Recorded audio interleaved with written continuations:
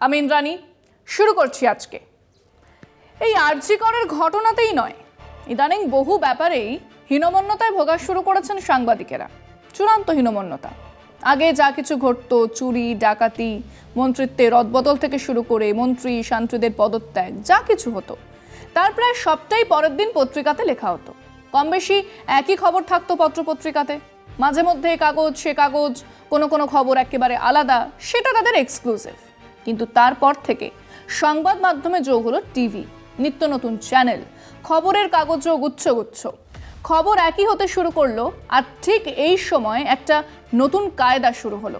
আমরাই প্রথম জানাচ্ছি বা ব্রেকিং নিউজ বলে দিনে রাতে ব্রেকিং নিউজ আসতে শুরু হলো। সবাই দিচ্ছে একই ব্রেকিং। তারপরে শুরু হলো আরেক খেলা।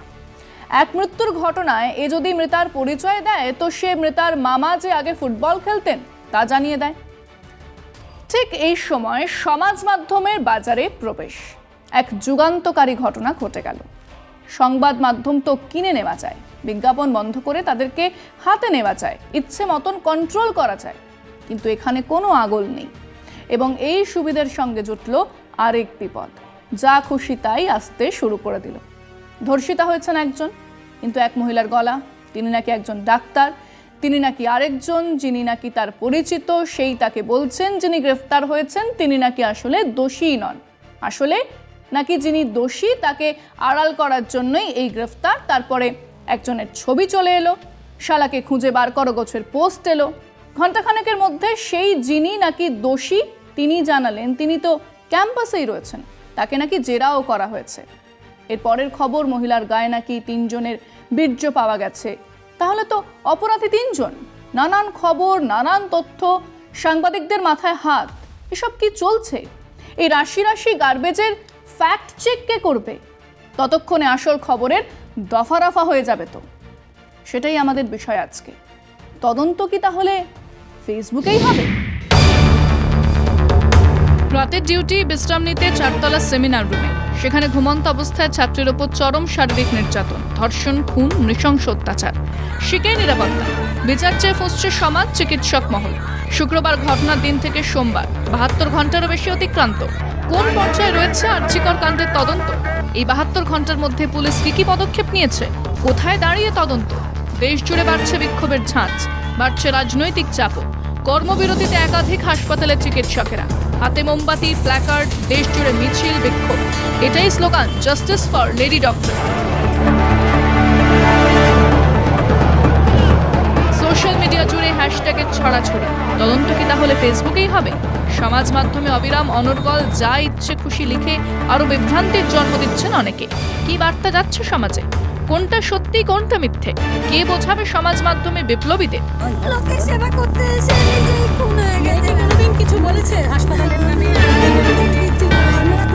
সমাজ মাধ্যমে ঝড় তুললে কি বিচার পাওয়া যাবে? প্রশ্ন তুললেই কি উত্তর পাওয়া যাবে? তার মধ্যে রয়েছে রাজনৈতিক চাপও। আপাতত পুলিশকে 7 দিনের ডেডলাইন দিয়েছেন মুখ্যমন্ত্রী। রবিবারের মধ্যে তদন্ত শেষ করতে না পারলে সিবিআইকে তদন্তভার তুলে দেওয়া হবে বলেও জানান মমতা।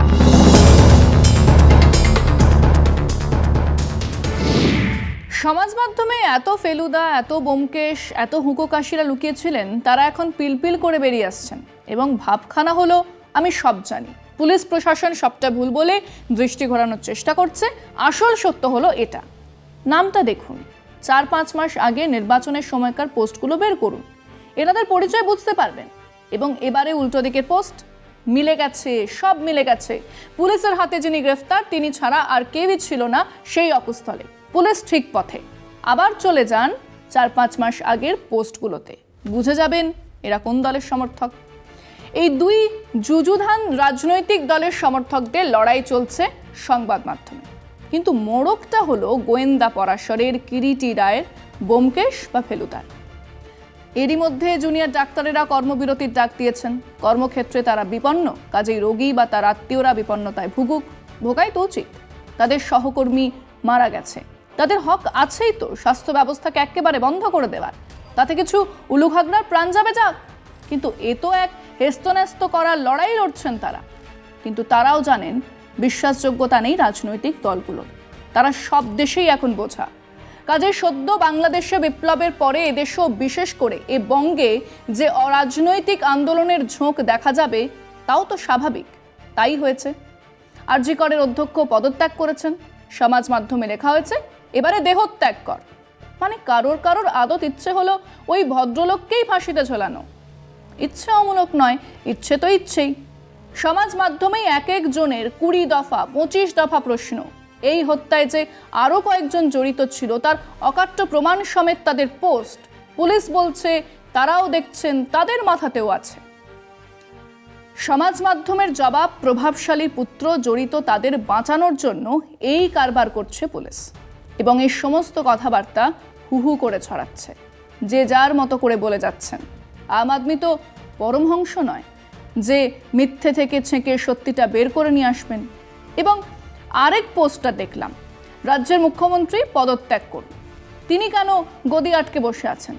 জবাবে আরেকজন লিখেছেন, বাম আমলে কি ধর্ষণ হয়নি? আসলে এক রাজনৈতিক ডিসকোর্স চলছে, মোড়কটা আরজি কর।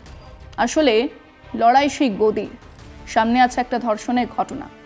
এত ধরনের তথ্য বেরিয়েছে, লেখা হয়েছে সংবাদ মাধ্যমে যে পুলিশ যাই করুক বা না করুক তা এক বড় অংশের মানুষ মেনে নেবে না, অন্য আরেক অংশের মানুষ যা করবে পুলিশ সেটাই তাদের কাছে ধর্মরাজের বিচার হয়ে উঠবে। আমরা আমাদের দর্শকদের জিজ্ঞেস করেছিলাম, এই যে সমাজ মাধ্যমে সর্বত্র ফেলুদা ব্যোমকেশের দল এই আরজি করের ধর্ষণ আর হত্যা নিয়ে ধারাবাহিকভাবে তাদের মতামত দিয়ে যাচ্ছেন, তাতে কি আসল ঘটনা আড়ালে পড়ে যেতে পারে? এইভাবে যার যা খুশি বলে যাওয়াটা কিভাবে দেখছেন শুনুন মানুষজন। যেটা নারী সুরক্ষা শুরু করে যে একজন চিকিৎসক শুধু নয়, সাধারণ প্রতিটা নারী, প্রতিটা মা, প্রতিটা বোন যেন তারা সুরক্ষা পায় এবং অপরাধী যেন দৃষ্টান্তমূলক সাজা পায়। সারা পশ্চিমবাংলা না, সারা ভারতবর্ষ যেন এটা জানতে পারে যে নারী সুরক্ষার প্রতি আমাদের মুখ্যমন্ত্রী বা রাজ্য কতটা তৎপর। পুলিশ প্রশাসনকে আমি বাহবা। আমার বক্তব্য হচ্ছে, আরজি করের যে ঘটনাটা ঘটেছে এটা খুব বেদনাদায়ক, এবং একজন অ্যারেস্ট হয়েছে আমরা দেখেছি, এবং ডাক্তারের যা রিপোর্ট বেরিয়েছে তাতে এই রকম মারাত্মক কেস একার জন্য সম্ভব নয়। আমি মনে করি ওর সাথে যদি আর কেউ থাকে খুঁজে বের করে তাদের ফাঁসি দেওয়া হোক, এবং সমাজের বুকে এর পরে যেন কেউ এই রকম কাজ করতে সাহস না পায়। আমি এটাই বলতে চাই যে আমাদেরকে প্রথমে জাস্টিস চাই। আমরা খুব নিন্দদায়ক, আমরা খুব লজ্জিত।